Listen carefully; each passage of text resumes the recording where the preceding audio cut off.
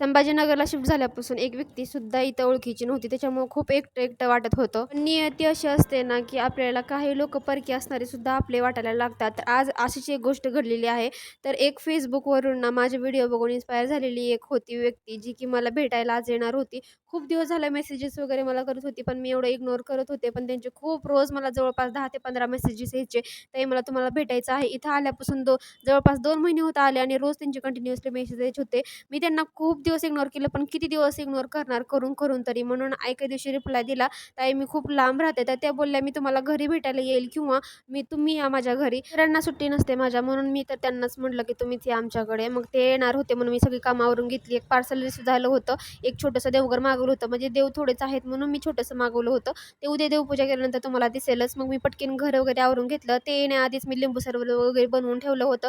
त्यांनी आल्यानंतर खूप गप्पा गोष्टी केल्या. तेही व्हिडिओ बनवतात म्हणून त्यांनाही थोडीशी इन्फॉर्मेशन वगैरे दिली.